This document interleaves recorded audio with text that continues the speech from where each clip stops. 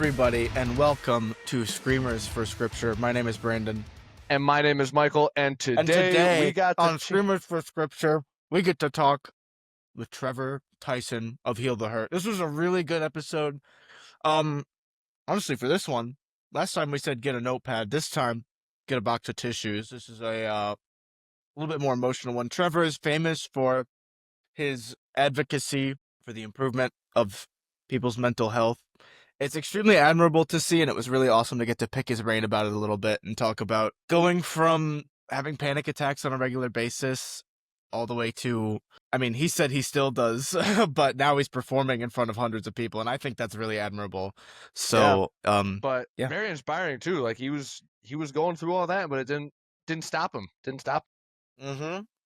He's on a rampage. He's what did he say? He's the bald bearded goblin monster or Bald something. bearded. I think he said hobbit. It was like the screamy. Scripture. We'll let him say it. Welcome. He said it best. Welcome to the stage, Trevor Tyson. Hello, everybody. Welcome to Screamers for Scripture. Today we have on the legendary Trevor Talks, and now the lead vocalist for Heal the Hurt. But most importantly, the goblin. What did you say before we started recording? The screamy little bald hobbit dude. Welcome, Trevor. How you doing, brother? Dude, I'm doing great. I haven't heard Trevor Talks referred to in a minute, so I'm stoked that we can have that experience together. Yeah, I like to do a little bit of research before we do these. I hopped into Trevor Talks immediately because some people, Danny Thomas, that episode isn't out at the time of recording, but that's coming out next. No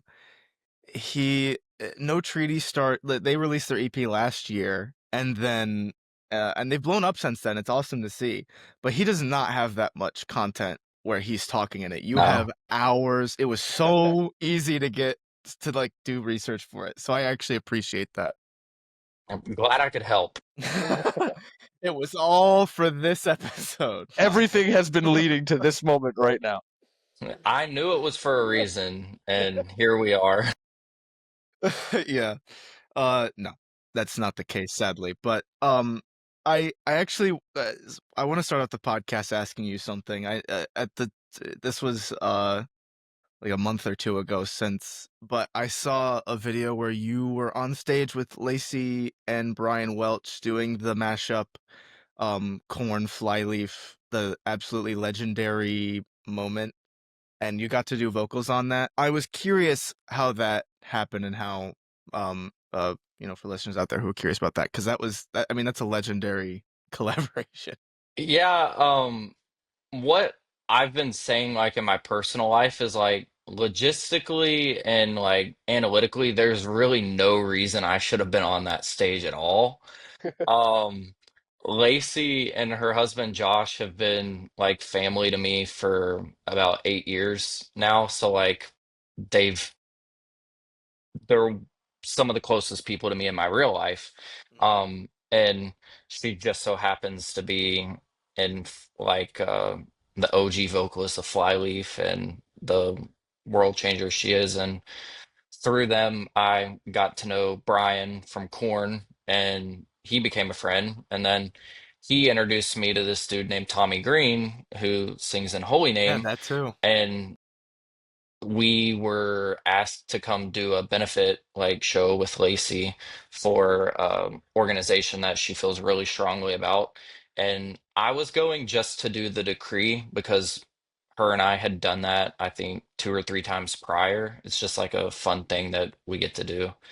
And I got there, and Tommy doesn't really scream currently. So they were practicing it, and they were like, "You here now." And I'm like, "Say less."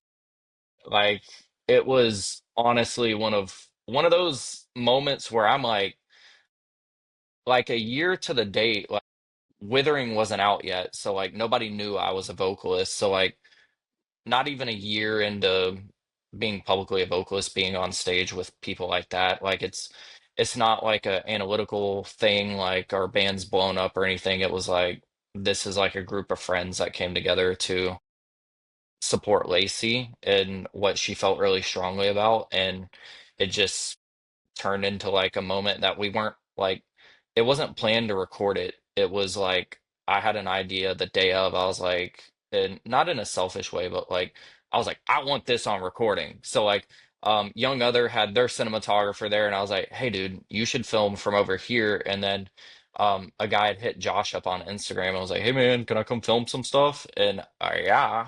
So two angles, and then we found some YouTube clips and had Jake Irwin stitch it all together, and then Lacey's husband Josh mixed the audio, and we were able to release it. And I'm just like, whoa, like that happened. And it's like it was a really cool moment, and I'm glad people got to experience it. So it's it's one of those things I won't forget, and it's like if I have kids one day, be able to be like, hey, I got to do that.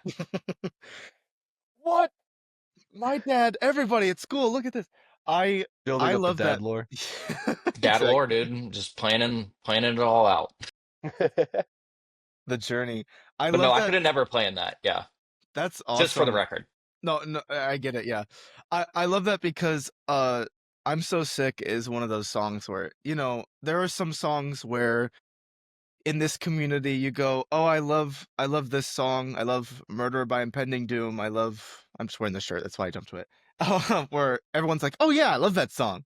But I'm So Sick, you can leave the community and people are like, "Oh yeah, we all know that song." And people maybe in the secular world will kind of hear it and then they'll get into it and they'll go, "Wait, that was a Christian song?" It's It's one of those pretty songs that just hit legendary. interesting. It just hit legendary status.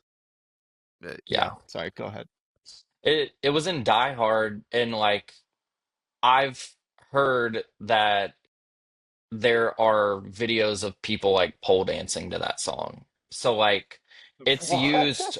all over in every like, and I'm saying that as like a man, like this song definitely like made sense in the Christian world, but also like in the general market area, it was so big that people use it for that as well. Like, Hmm. so Flyleaf's one of those like juggernauts that you can't really explain because it was very blatantly Christian, but it was so blatantly successful in the general market just as it was in the Christian market.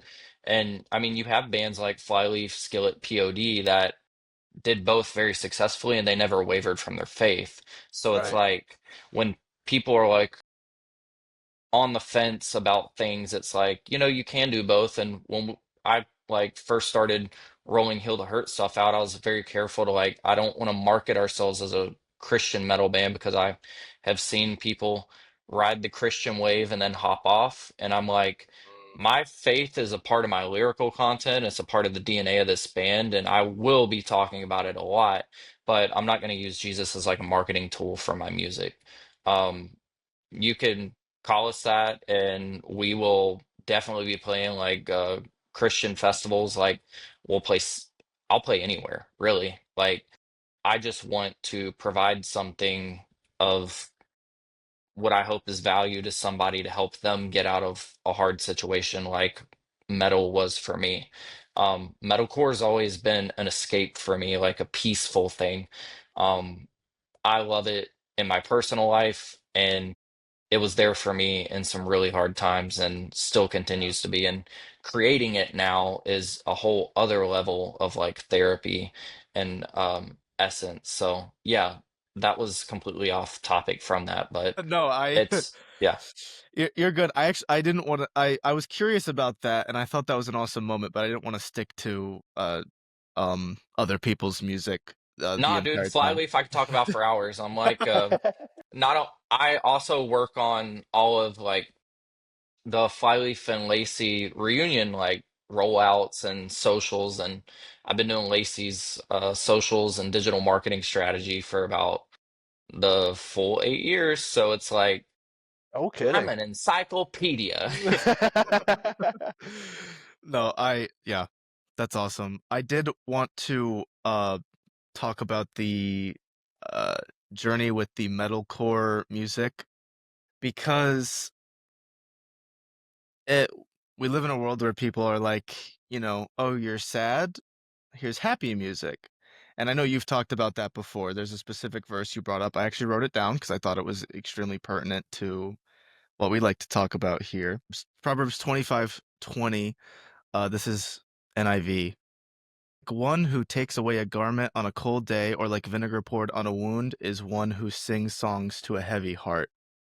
Completely in the boat with you, where As I am I. need I need that aggressive music to get the aggressive feelings out. It's almost like I've said this to people before that metal music. The reason I like it is because it kind of forces you to it takes your attention. Sometimes I'll listen to a regular song. Love all genres of music. I'm not trashing on any music, but I'll be like, I'll like I'll have to listen to it a few times before I've actually paid attention the entire time. I don't know what that is about me, but metal music, I can't. It grabs my attention. So I'm completely in the boat with you there. Yeah, my thoughts exactly are like, I know that in hard times and like great times, I'm drawn to metal and metalcore in particular. And when I'm going through stuff, and especially in high school, when I like, there's something about hitting puberty and going through all these emotions and like trying to fit in school and such that just makes you like very resentful and rageful. And I don't carry that burden now, but I have benefited so greatly from hearing people express themselves in a heavy way. Sometimes there's nothing more than I want to do than just scream and let it out. And I jokingly say the heavier our music gets, the happier it is, because my mom or like their friends will be like asking them like, "Hey, like, is he okay? Like, he seems very angry." This music is like in my head, I'm like, yeah, it's pissed. Like it's very angry. Like it sounds like that, right? But I'm it doesn't reflect my like life, right? I'm not mad. I'm not like against the world. I just like to express myself in a way that is heavy. Like Lauren Daigle is such a great champion for like Christ and like the general market and the Christian market. She's doing it and people like her music. It makes them feel good. Forrest Frank makes people feel good. Heal the Hurt makes people feel good. It just may not be the same people's cup of tea. Right. And when I was going through depression in high school, listening to music like a Brandon Lake or a Lauren Daigle wouldn't be on the cards for me because I didn't want to hear that because that's what I hear in church. And I was going through it and needed something to release steam to. So bands like The Devil Wears Prada, Flyleaf, August Burns Red, um, Memphis Mayfire, those were all bands I turned to. And I felt heard and seen. And like today, one of my favorite bands in high school was Woe Is Me, and they released a song today. And it's not a like faith-based band by any means, but it made me feel so nostalgic and good to hear them back. And it's like super punchy and catchy, but it's also really heavy. And I felt so good about it. I was like, man, I bet this is what people feel like when they hear a Forrest Frank song, but I'm not like head bobbing around all the time. I do have like pop bands that I'll listen to. Like right now, there's this girl named Sigrid who's like a Swedish pop star. She did a song "Bad Life" with Bring Me the Horizon, and it was so good. And I like her record, and I'm like, yeah, this is good. Yeah. But it's not all the time. It's actually like pretty rare that I'll listen to anything that's not metalcore. And then Broadside, which is another band that I'm really into right now. They're more of like the poppy side of metalcore-ish. Right. Um, and I'm like, everybody's got their thing that they like to listen to, but when you're struggling with depression, when you're struggling with panic attacks and anxiety, it's hard to listen to things that sound happy, and it's like pouring salt or vinegar to a wound. And I'm not here to pour like salt on people's wound. Like I do believe like that with me being vulnerable in the songwriting and taking people on that journey that I'm going through of healing, that they can find that healing. But maybe our music's just for them for a certain season and then they never listen to it again. Yeah. Or it's something that they carry on and listen to into their older years, which I would hope. Um, but yeah, there's a lot of room for many different genres in this world, and the only style of music I really have a heart to create right now is heavy music. Um, it it's a special thing for me, and everybody's got their taste. Mine just happens to be metalcore. I Yeah, mean, we're I wearing Demon agree. Hunter and Impending Doom shirts, so I think we can all agree with that for sure. Yeah. I feel like with heavy metal and metalcore music, it really gives you a chance, like what you were saying, to wrestle with how you're feeling and kind of figure that out. And I think one, that's healthy to understand what you're feeling and why. But it reminds me of in Genesis when Jacob wrestled with presumably God, and he was like, "No, bless me." And it reminds me of that because when I personally listen to metal music, it gives me that chance to be like, man, I'm feeling something right now, or it might not be the happiest feeling, but I'm feeling something. Let me wrestle with it. Let me fight it out. And I think it's good to be able to kind of look at yourself and your emotions and how you're feeling, and be able to, I guess, fight that out. Yeah, and a lot of the new music is me wrestling with, like we talked about my podcast a little bit earlier.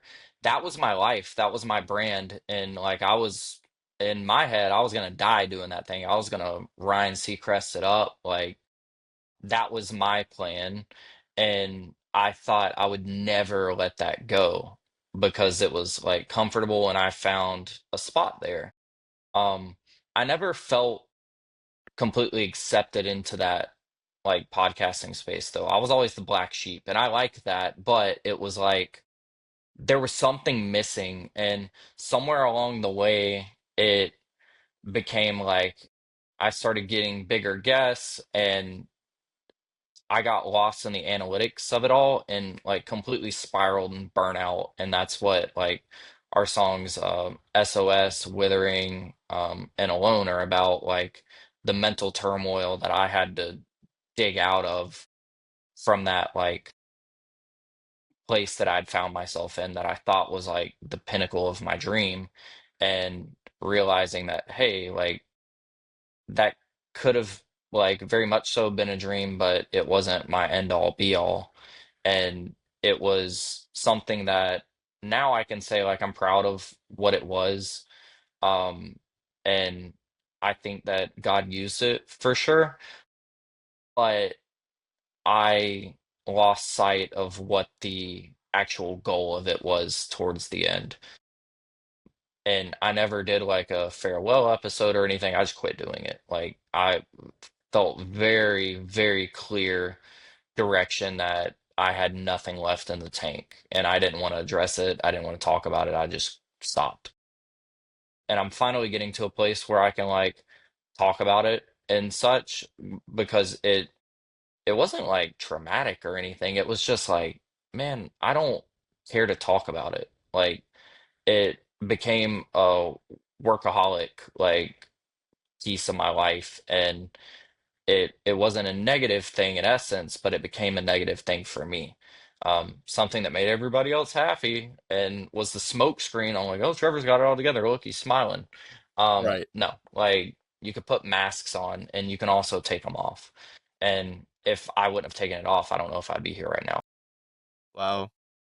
Well, I mean, I guess while we're on the topic, we can get into that because I feel I was looking at Trevor Talks, obviously, in preparation of this video. I was talking about that previously, but I feel like from what I saw, now again, I kind of wish I had been listening to the show longer, by the way, not to be like you were quitting it for health reasons and I'm here praising it now, but No, sick. I Thank you. yes, of course.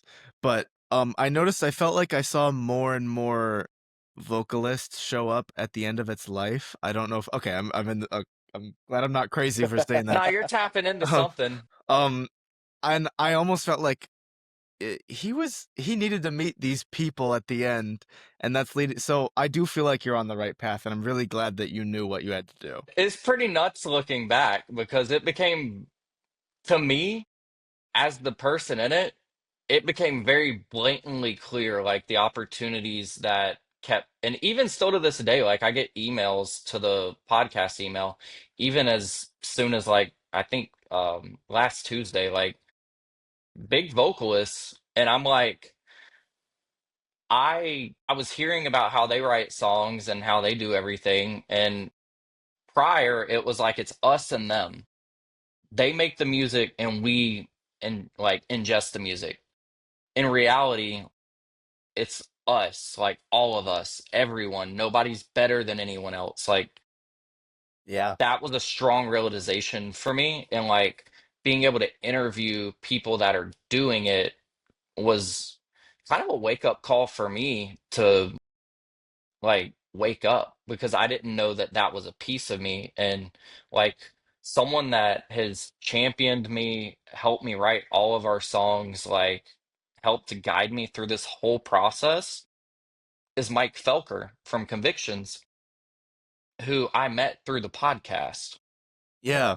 So without that, HGH wouldn't be what it is because I can write lyrics and stuff, but formatting them and telling the story in like order in a way that makes sense and making sure that the breakdowns hit the way they're supposed to, Mike is like helping call the shots and guiding me in all of that.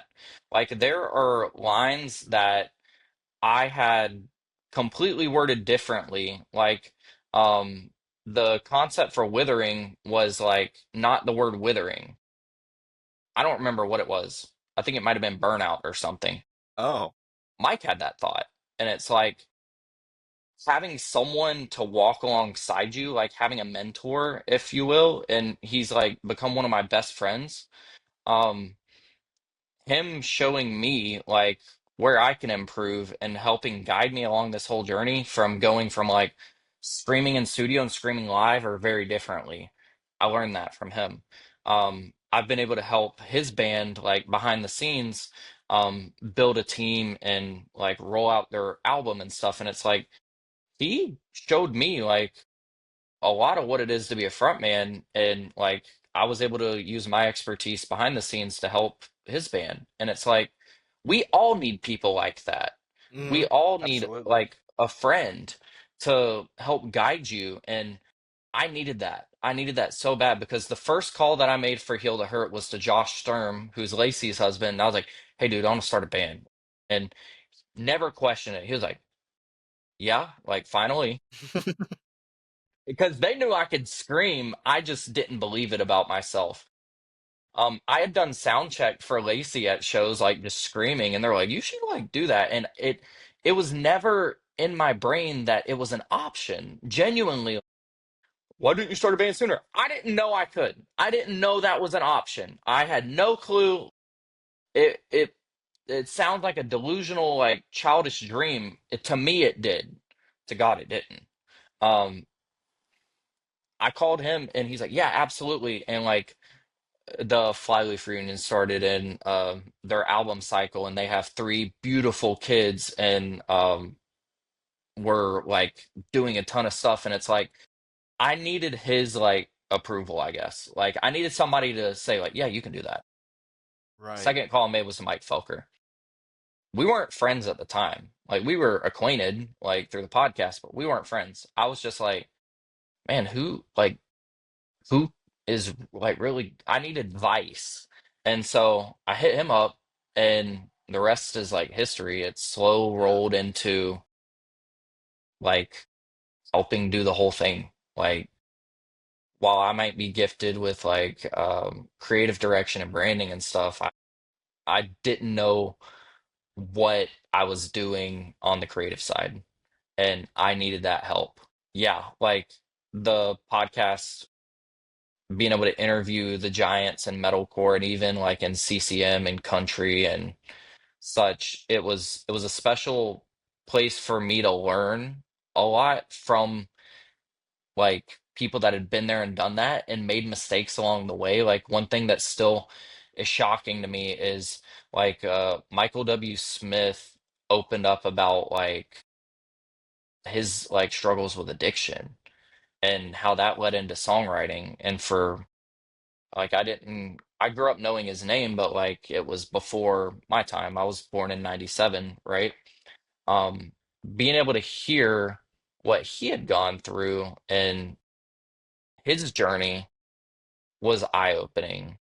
Being able to hear Matty Mullins talk about struggling with anxiety in Memphis Mayfire was very meaningful to me. Jake Lures from August Burns Red was one of the first interviews that I did for the show. It didn't record the first time for some reason, like I was on Zoom, the recording didn't save. Oh, Took time out of his busy schedule to do it again. There was a lot of grace and like beautiful moments in that whole season. I'm forever grateful for it. And there's a reason it's still like on YouTube and such. Like I want people to be able to go and hear these stories because they still mean a lot to me. Like the goal for that was real people, real topics, real stories. It's like taking the smoke screen off, having a real conversation, not a press conversation. Like I'm not right. putting on a smile for you guys. Like we're having a real conversation. That's what I wanted to do. I still have like such a heart for that, and that's why I love doing stuff like this because it's like I know how meaningful it was for me. And like when you reached out, you said a little bit earlier, you're like, thanks for doing this before we even like this was even a thing, like agreeing to do it.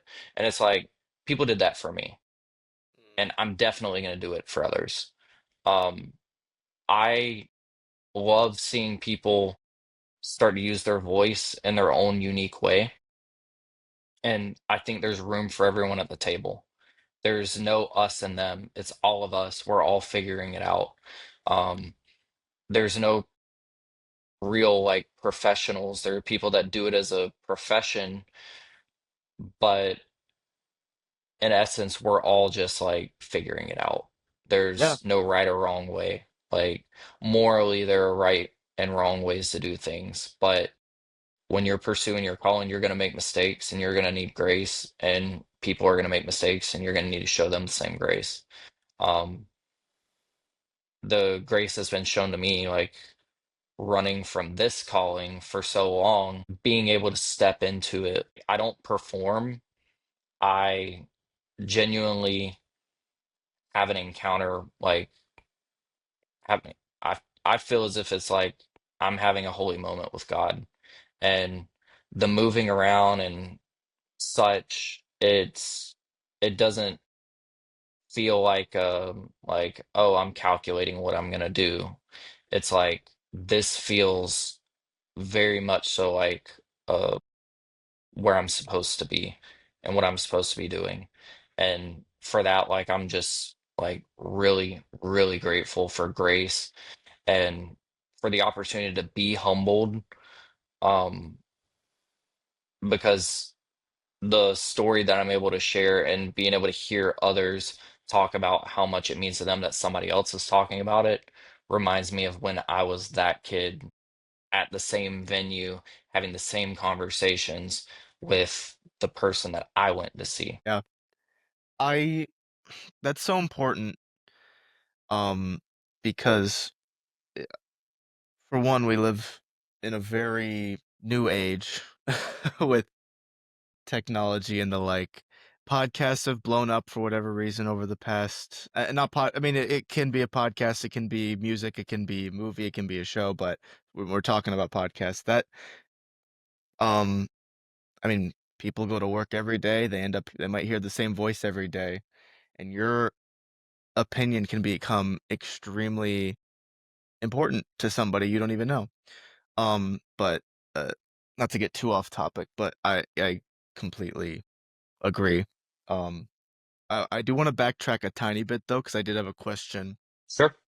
Um, and I don't mean to, but I guess this will turn into a Michael Felker appreciation hour because I I'm all about it. I'm all about it. The dude is crushing it, and Yeah, he absolutely. he's a genuinely one of the best human beings on the planet. Yeah. So I mean, this, yeah, we got the pleasure to become acquaintance with him in our first episode. I did a few, and before that, I also did some vocal screaming lessons with him. It was yeah, literally just for fun. I me have too. no intention of being a part of a Yeah, band. I was just like, I've never screamed before, but I want to sing along to the music in my car, so let's try it. And he's very helpful there. And then literally out of nowhere, I mean, I saw him in person at the show with you guys, and then um I was just after a lesson, it was almost like midnight. I was like, "Hey, do you wanna do this episode of the show?" And the stars aligned, and he was the first one. And, whether he knows it or not, and you've talked about this already, he has such good graces in this community. I almost feel like, whether it was intentional or not, so many more people have been willing to do this show because he was on first. It's like mm, he's earned the trust of a lot of the people in this community. sure. So, I thought that was a very um, he was also, um, maybe obviously you're a lot closer with him, but he has also been very helpful to us just in the month or so that we've been Yeah, doing this, so that was very sweet of him, yeah. he So, doesn't yeah, change to person. Genuinely, like he wants to help people, and it the world's better to have him in it. that's so sweet. And I agree. But that did lead me to my question of, were you like, I'm foggy on your past previous to, like, Trevor Talks and stuff. Were you into like, do you know any instruments, or was it just like I screamed along to music in my bedroom sometimes? Hey, we'll get back to the awesome conversation in a second, but first, I just want to say if you like what you're listening to, you like what you're hearing, please consider subscribing, sharing, liking, whatever you do on the platform you're listening on to just show us a little support, show the insanely creepy algorithm kings, what's what. Also, if you have an idea of a great guest for us, please give it to us in the comments or on Instagram at firebrands.yt. We'll talk to anyone from the most niche deathcore band in the world to the hugest rock people, whatever you think would be a great guest for us to chat with, please let us know and we'll get back to it. I tried to play piano and guitar, like I took lessons in like middle school or elementary school. No, I'm terrible. I sucked. I'm pretty decent at curating some Apple Music playlists, Yeah, but no, like now I'll send our producer like voice clips of like riff ideas and stuff, like, and it sounds like exactly what you know, like, and then yesterday it was like, hey, we should add panic chords here, and like, and then a drop tune next is like, like stuff like that.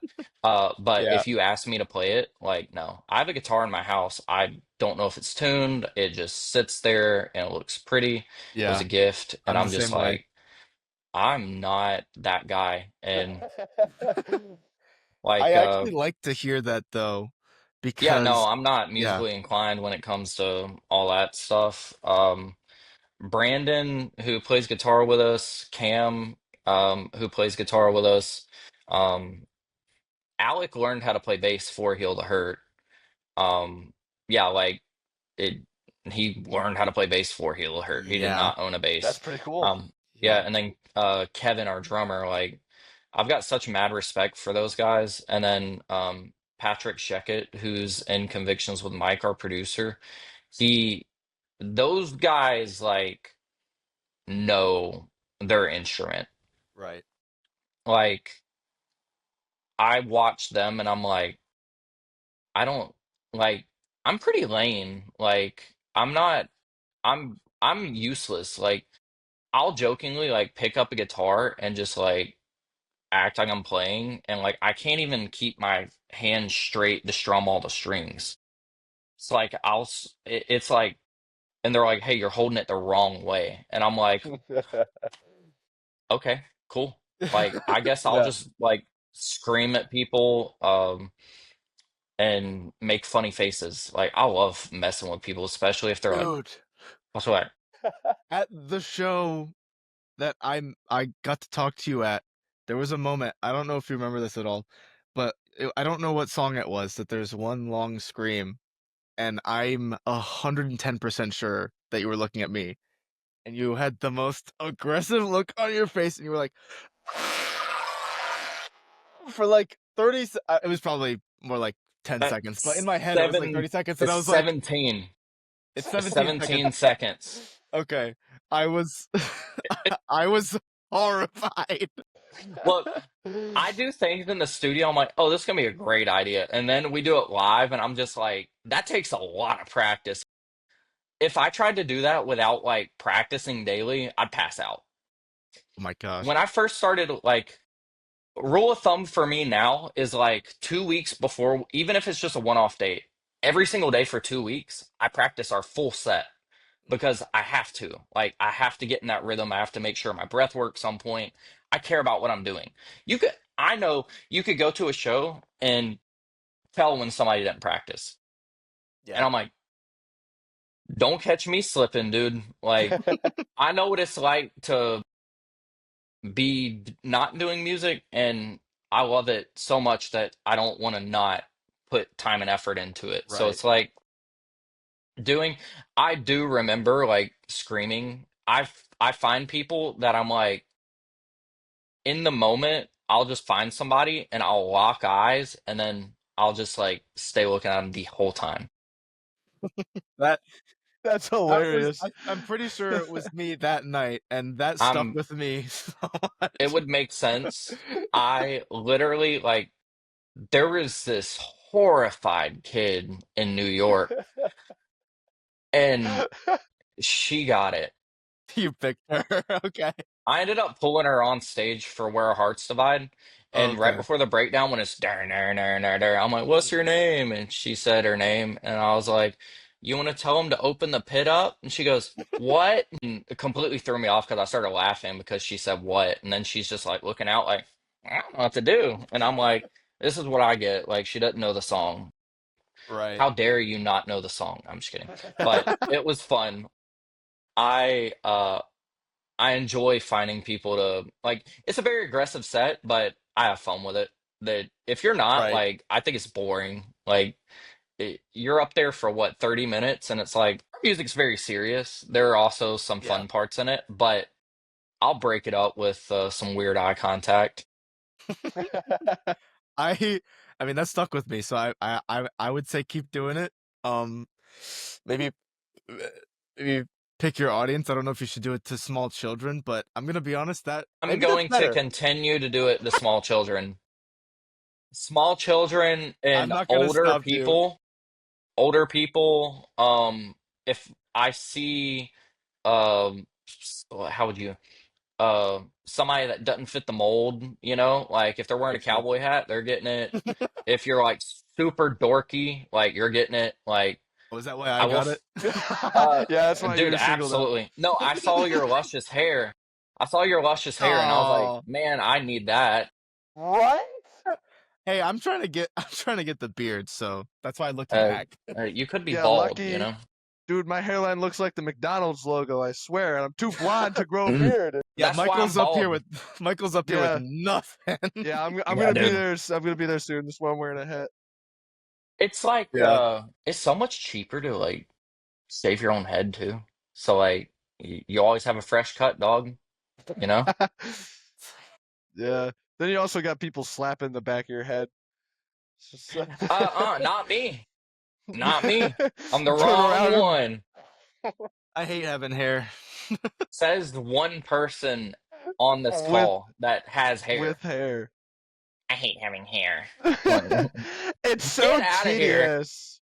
Have to wash That's a it and then pain in the butt. dry it. Let me just We'll bring Felker back into this, like both of you. I want hair. Like, golly, dude. I'm just messing Ay, with ay, you. I'm ay. just messing, I promise. I know you are. Says someone with good hair. I just lost. Everyone listening to this, all of your audience has like bad hair, and they're like, okay, oh, yeah, Just get out of lost here. a future guest. Um, Maybe, I don't know. Maybe they have good hair. I don't know. yeah, maybe they're like they have a pony tail on Let their me top show of their this head. man what good hair is. Oh yeah. Doesn't even know. Uh, Yeah. we were we lost topic.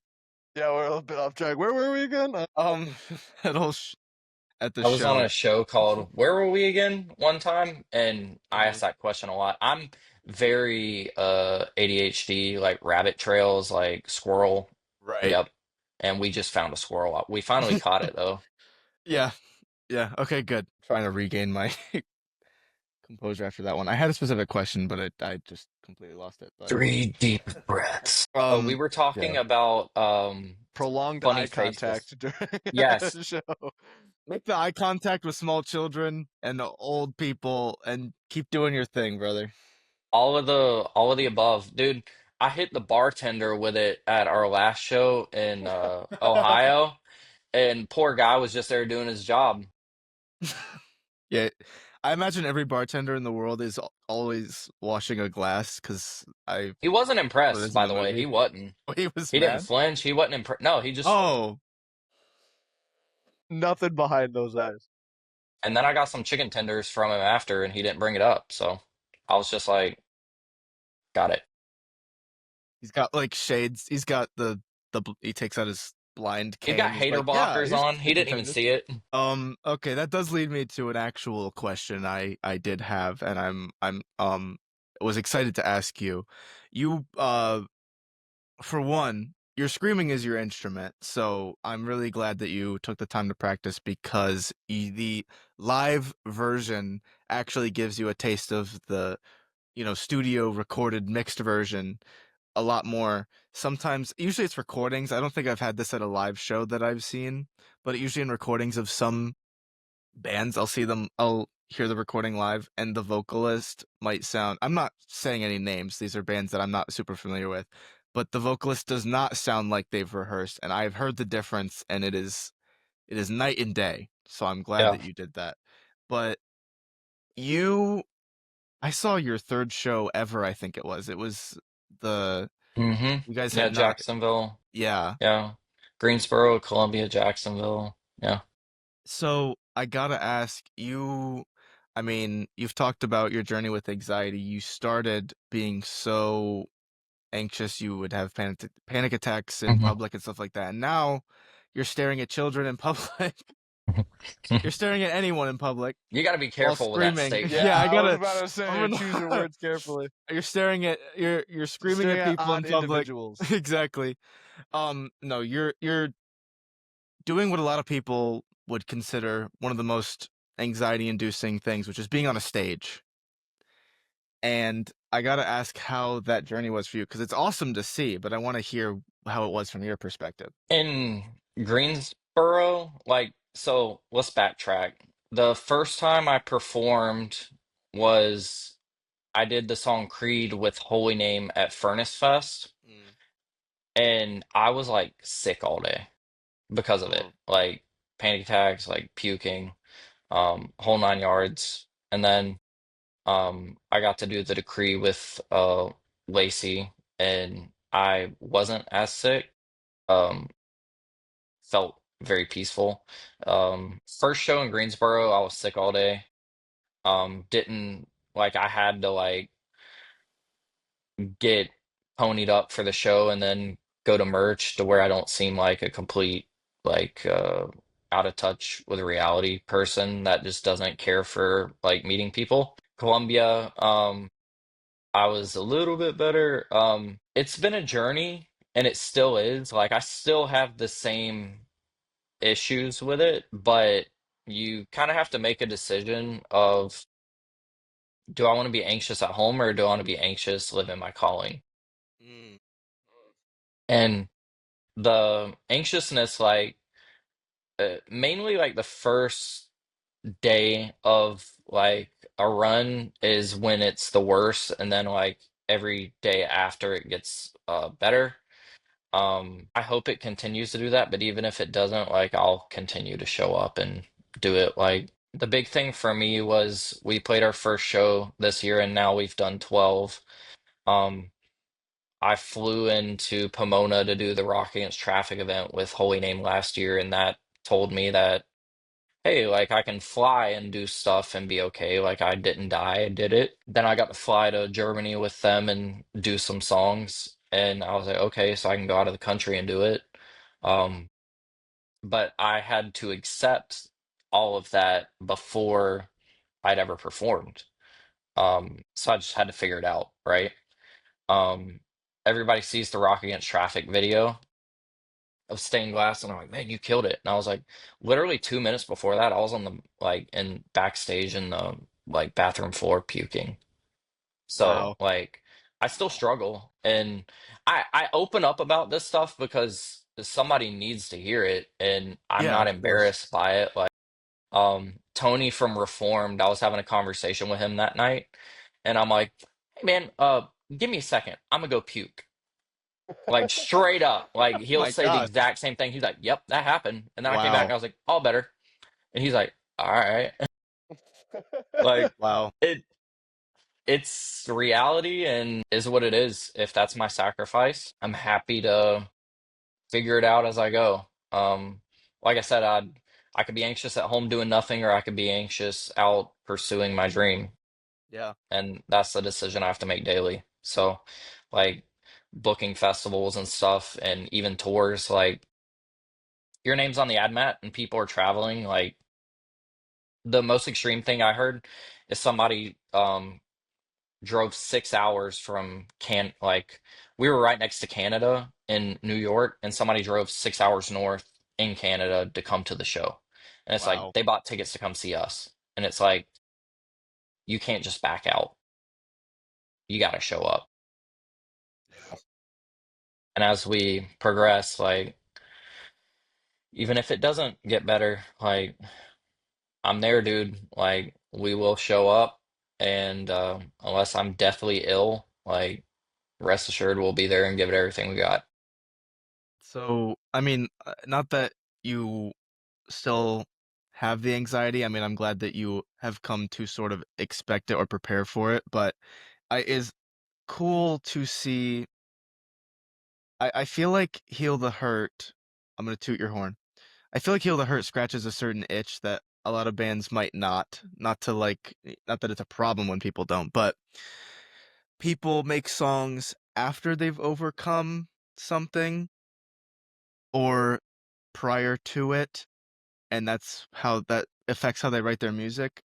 I feel like it sounds like from someone on the outside, you and Heal the Hurt came out of someone who is coming out of anxiety and starting to is coming to the end of a journey that, or how do I put it without being rude? Because I'm talking about your personal journey. Like you're still learning, and you Yeah. are making music that lets people know that it's okay to be in it, but you have to, yeah, you have to acknowledge it, and you have to surrender and um all the beautiful stuff that people need to hear. I think it's really cool Yeah. to hear, and it really reads that way in the first EP, is that it's someone who is sort of transitioning out of anxiety. I know you still suffer from it, Hmm. but it is really cool to see that, because I think that's something that has been underfed in this genre, especially for the longest time. What I've noticed is in this genre and music in general, people can get it like a god complex about it, like Hmm. you're over everyone else. And it's it's not supposed to be like that. And for me, listening to music that someone actively wrote, you can tell, and like hearing you say like you can tell like it's coming from that place. It's it's both like a blessing and it's kind of like intimidating because it's like people try to use it against me. Like they feel like they know you a lot and they like know things about me, but they don't know me. Like that's been the interesting thing is like people coming to shows and they're like, yeah, I added your mom on Facebook. And I'm like, don't do that. Like, in my What? head, I'm thinking that. I'm like, that's really weird. And I'll see like Okay. people that listen to the band adding like my brother's wife, and it's like eh, probably harmless, but it's just like that's interesting. I'm like, somebody's gonna like reach out to my grandma and be like, "Hey, I'm Trevor's friend," and this, that, and the other, and it's like that's interesting. Being vulnerable comes with some stuff, and sometimes that's like people fabricating their stories to align with yours, and people do that a lot, especially like at shows. They feel like they have to keep your attention, and they'll just like, your song saved my life. My song didn't save your life, like God did. um and they feel like they need to like keep your attention, right? So Mm-hmm. we can tell, like, and it's not like a judgment thing, and it's like, I hope you do feel like you can be vulnerable and come to me and like share these stories, but you don't have to like make it bigger than it was, or play it off like it wasn't that big of a deal. Like, people come up and talk about like having plan to kill themselves, and I'm like, that's deep. Like, thank you for sharing that. Like, I want you to like get help. I need you to get help. Yeah. Like, there are resources for you. I can't be there for you all the time. And there comes a point where you're able to share that story, and then now it's time to like really get out of that. And for me, like therapy, medication, and like surrounding myself with people that encourage me to do better was a huge thing. And when you're struggling and coming out of like uh at least in my case with anxiety and depression, you tend to isolate. And for me, it's like I can't do that. I shouldn't isolate. So when you're writing music about things you're going through actively, Yeah. to me, it's like that's all I know how to do. And even when I was podcasting, like I would openly talk about my mental health struggles, but like burnout and severe exhaustion and my like spiral downward that ended up like ending the podcast. Um, I haven't completely figured out what work-life balance is from that. So it's like I can't tell you how to get out of it, and I'm not gonna like sit here and tell you I do know. Um, People come up and ask, I'm a vocalist and I want to like start a band. How do I go about finding a band? You don't. You like you find a producer or like somebody and you start creating, and then like you find people along the way. Like Alec and I met through Instagram, and it was just me and him until last like November when we booked the protest run.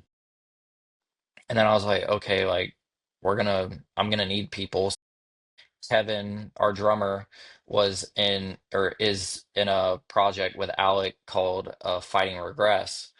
And then Brandon Marlowe, who's playing guitar with us, he has a project called Spirit Walker that Sean, who owns Kingdom Core, hit me up and was like, dude, you gotta listen to this. And I was like, from the moment I heard Spirit Walker, I was like, I want him in my band. Like, Yeah.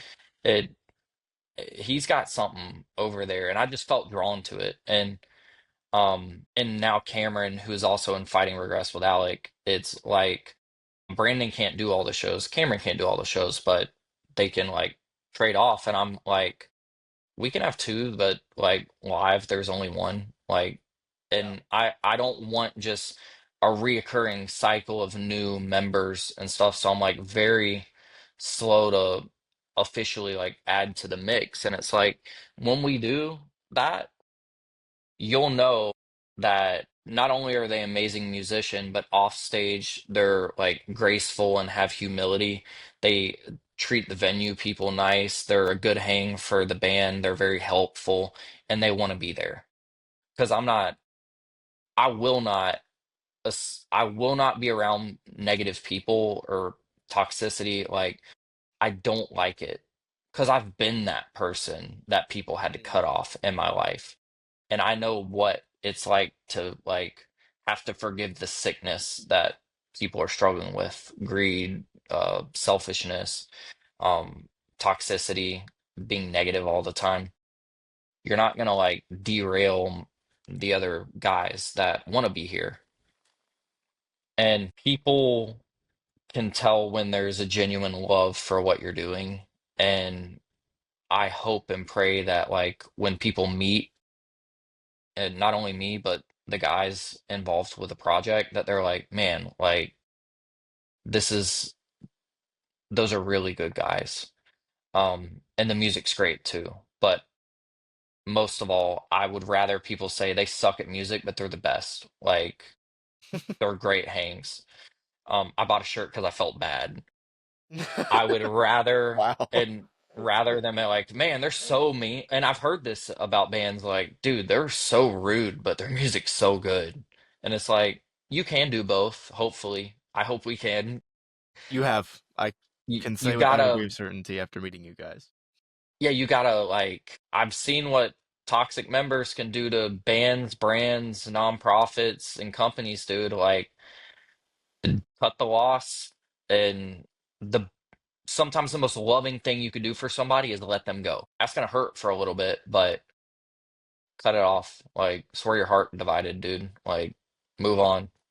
Um, yeah, making this project taught me a lot about myself, Mhm. and it was a very healthy like realization that like who you hang around with is like gonna influence who you become. Absolutely. It's it's very important that you surround yourself with people that are going to lift you up and challenge you to be the best version of yourself Yeah.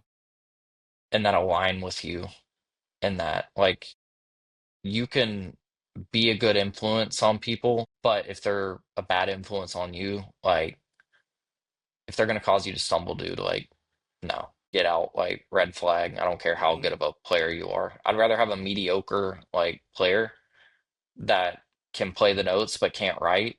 And all my guys can write, like FYI. Like, not saying that. I would much rather have somebody that's decent creatively and excelling at being a good person. And I hope that Yeah.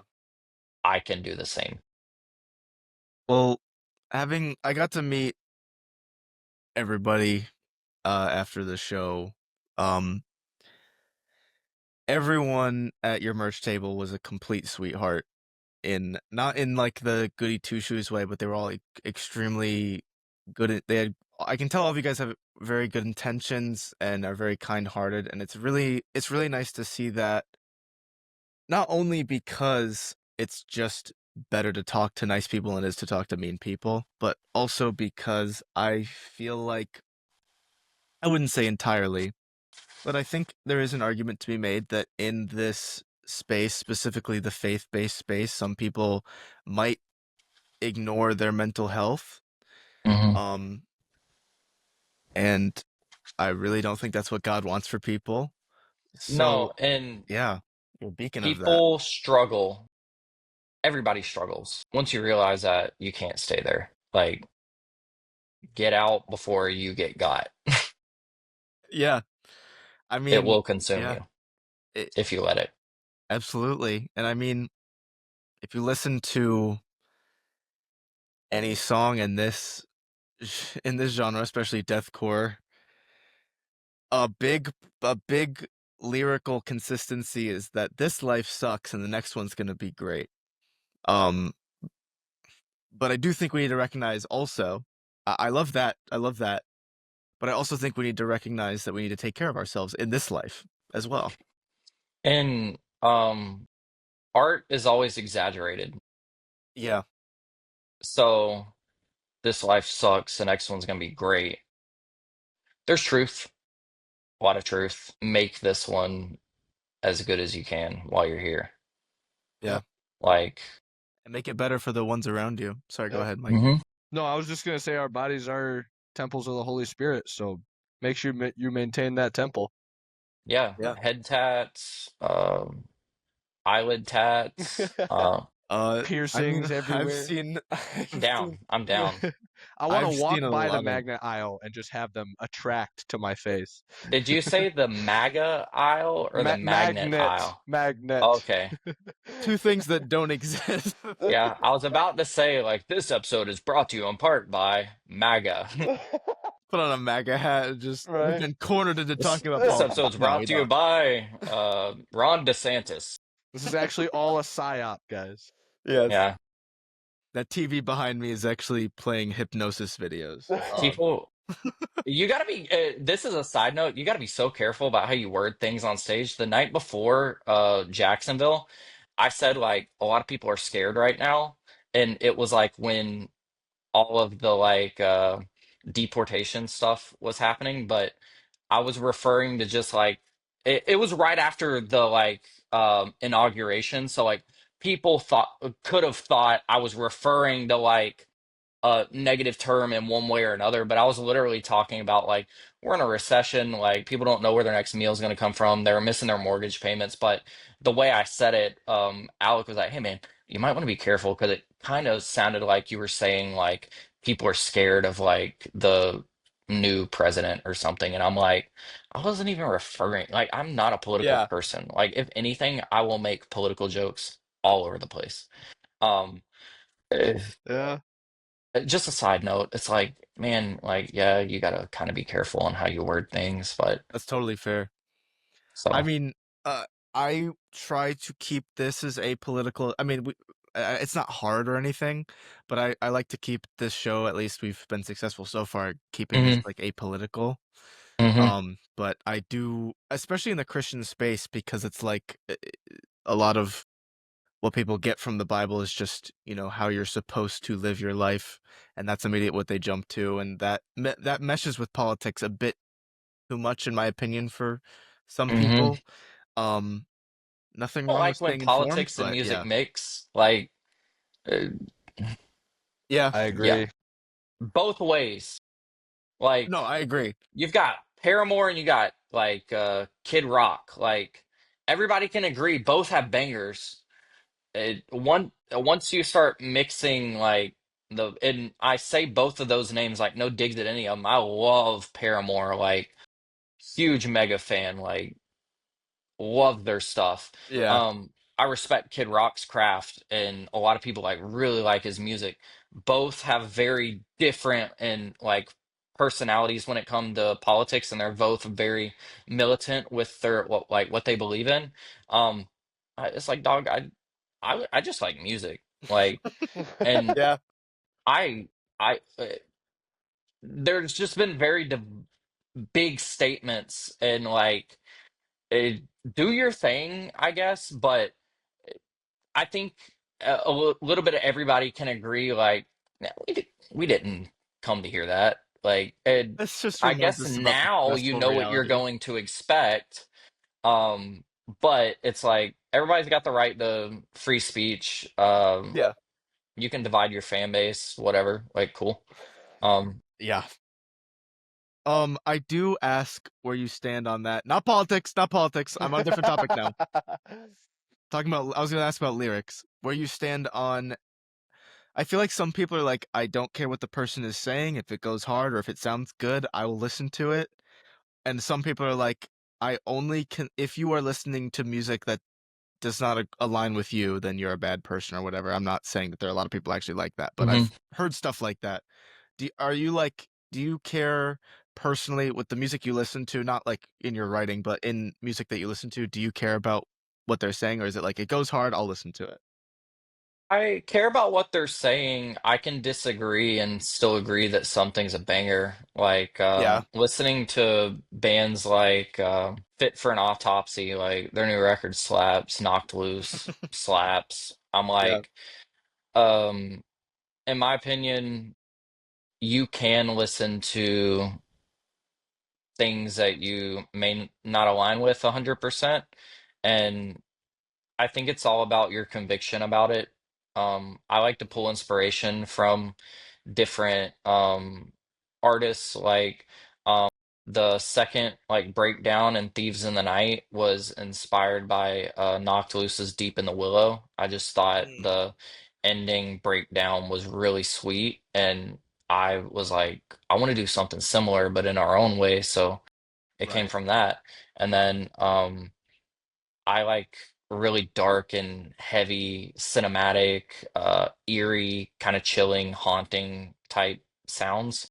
And I pull a lot of inspiration from like the Amity Affliction and Red, which are two very different like sides of the faith Yeah. spectrum. Um, I know Architects, a lot of people pull inspiration from Bring Me the Horizon. You can listen to things, and if it's like molding who you are or what you believe, or like morally you're just like, I can't align with this, and don't listen to it. Like, to each Yeah. their own. Um, but I I thoroughly enjoy a lot of music that I don't necessarily agree with what they're saying. I get that because I mean, I'm. It's music, movies, games, whatever you ingest. It really depends on your convictions. I completely agree with that. Because if a song has a cuss word in it, but if someone feels convicted about swearing, maybe they, just be careful Dog, about, it. when I step my toe, I'm not yelling Amazing Grace. That's fair. Yeah, exactly. Um, but that's just a silly example, but I agree. That's the Yeah. main point. Is that Hey, yeah. yeah. If it convicts you or makes you feel a certain kind of way, then don't listen to it. Is And I see in like the Christian metal chats on Facebook, Hmm. people like arguing one way or another, and I'm just like, Yeah. I have to bite my tongue so much because now people like, he said this, and like I've gotten in trouble. I've got my hand slapped a few times with like some really outrageous stuff, and I'm like, dude, like, what are you doing? Like, that's the wildest thing I've ever heard. Like, that take is a cold take. It's not hot, it's cold. Like, wild. So it's like Yeah. TMZ for faith-based metal, and I'm like, dog, wow. I I appreciate Kingdom Core a lot because he has a lot of comments that are like that, where it's like, why did you do that? I saw this. You know, I don't want to get too drama oriented, but I saw he had a post. I think it was an April Fool's Day post he did where it was like, for today announces absolutely nothing. And he did that with a few bands that have kind of been silent or broken up for a while. And someone commented and they were like, don't do this. You're deceiving people. And I love that he like put it on his story and he was like, what are you talking about? It says they announced nothing. I didn't even deceive you. It's his April Fool's joke. So I like that he like just straight up will put on his story or like publicly be like, this is stupid. Don't do that. Yeah, and he put up a Under Oath post like, instead of trashing Under Oath, you should pray for them. And Yeah. Aaron Gillespie jumped in the comments and had some like words to say about it, and it's like, when you openly, and Sean knows this, like when you openly critique someone, or even if you have great intentions, you got to be prepared for somebody not to like agree or care Yeah. for your take on it. You that just comes with territory. Spamming Behemoth with Jesus is king comments is a very bold thing to do. Uh, it's like, you you gotta, if when you do things like that, and like bands that make political statements, you got to be ready to Yeah. like deal with whatever comes from it. It You got to make like the right decisions, and I like I love Under Oath's music, even like post like being a faith-based band.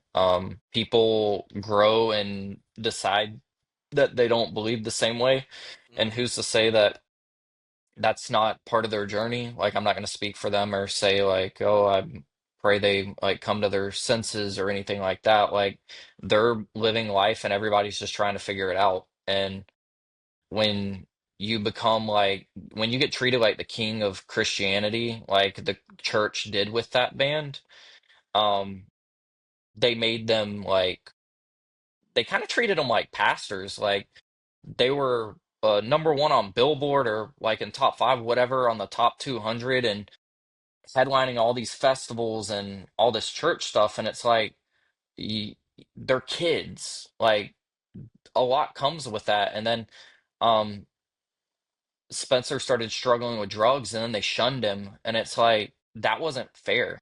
Isn't that when he needs the most help or the You would most? assume, Yeah. you would assume, That's what I'd think. you would assume, but I think like everybody's trying to figure it out, and there are bands that are no longer Christians at all. Be respectful, be kind, be loving. If they specifically say like, "Hey, don't do this," like maybe don't do that. Like don't poke the bear. Like Yeah. if they want that advice, or they'll ask. Um, but in your art and what you're creating, be genuine. Don't fake it. Like they believe in what they're doing. You you have to respect that. And I just hate the idea of people feeling alienated because of others like opinions. And I'm not saying that about like Kingdom Core or Under Oath or any Right. like body specifically. I'm just like, like I personally am not gonna like write diss tracks or dig people that don't believe the same way as I do. Um, Right. I I think it's just not in my DNA to do that, and it wouldn't be authentic to me. And that's how they feel about what they're doing. So, yeah. No, it's totally fair. I think what you guys are doing is great. We've already been. I didn't realize it's been an hour 10, but I just have two quick things in closing. First of all, thank you so much for being so open and genuine with us. That was surprisingly emotional, but a conversation I was very happy to have. My next, and I mean, we threw some very random stuff in there as well, No, it's great. but yeah, If I get my hand slapped later, whatever. I can. If you feel like you said something you shouldn't have, I can edit it out. But I feel like No, you were. I feel like you were good. yeah, So, I but tend to stay middle ground. Like yeah. I, yeah, we're good. Um, but I will ask, for one, that you're comfortable talking about. What is next for Heal the Hurt? More, more, More, more screaming and singing and more screamy, screamy, bald goblin. more screamy, screamy, bald goblin. Yeah. Um, it's very, I like heavy music, and it's very apparent.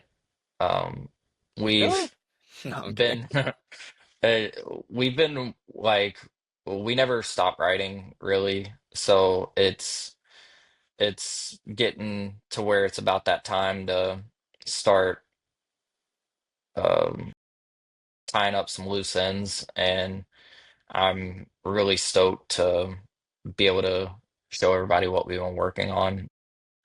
Been such a like healing journey for me, and I'm really excited about like the direction and the sound, the aesthetic. I really feel like the EP was a collection of like me trying to figure out what her sound is. I have a better understanding on what that is now, and I'm paying attention to a lot of the details that I wasn't even aware you could pay attention to. Um, being as it's like my first music project, like you learn a lot as you go, and yeah, it's coming. So it's coming. It's and I'm Yeah. super. Everybody's like, we're writing our heaviest and best stuff yet, and I'm like, yep, I'm, yep, cool. I will be counting the minutes until some more Heal the Hurt comes out. I think a lot of other people will be as well. So thank you for thank you, Mike. Me, I'm one of those people. Thank you for being Thank you, so Mike. open Yeah. in your music. I know it's what speaks to people. And my last closing question is, would you feel comfortable closing this episode off in a prayer? Absolutely. All right. Lord, thank you for bringing us to this call to have some time to reflect and share stories, and hopefully bring some comfort to people that need it. Please bless these guys as they go in and are providing insight and a light for you and everything that they're doing. I pray that everyone listening to this would feel a sense of hope and peace and joy if they're struggling, and that we would all just grow in humility and grace and love, and that we would as a whole heal together and grow. Thank you for this time. Thank you for blessing us and providing the opportunity to do this. And in Jesus' name, I pray. Amen. Amen. Amen. Wow, that was such a complicated conversation, but it was Very moving. it was extremely moving. Can you be quiet over there? Sorry, my bad. I really admire Trevor's openness in Yeah. this conversation. Very, I very felt genuine bad guy. because I felt like I started to harass him for his lack of hair for a minute, even though he's chosen to do that. And honestly, he looks like an absolute Viking. Yeah. Um, And yeah, as we all know, going bald does actually give you a +2 reaction speed, as we saw in Avatar: The Last Airbender. take off your hat, please, Mike. I'm not that bald. It's just going away. Jeez Louise, someone get a protractor to measure that hairline. Okay. All right. Somebody get a shovel so we can bury Brandon. That's not even a joke. That's just a threat. Yep. No. But in all seriousness, he was very open, and it takes a lot of strength to do that, which I appreciate. How willing he was to go through all of that. Yeah, it's I mean, I got to see him live. It was an absolute pleasure. He does not at all come off like he is anxious on stage. I don't know if he knows that, but he is an absolute beast on stage and he has the presence of a pro. If you haven't, go to healthehurtband.com to look at any stuff they got coming up and to get some of their merch. Get one for me as well because mine vanished and I can't find it for the life of me. I've literally upturned my closet to find it, and That's actually so funny because the other day I found a really sweet shirt with a bird on it. It said "Heal the Hurt" on it, which was, I mean, it's in my closet right now. It's pretty cool, I think. That's interesting. Where'd you find it? Oh, just around. In my closet. No, that'd be preposterous. I would never do that. Yeah, can you go put that shirt back where you found? Okay. Thanks so much to Trevor for being on today's episode. Thank you very much for listening. God made you special. And he loves And he you loves you very very much. That's coming after you.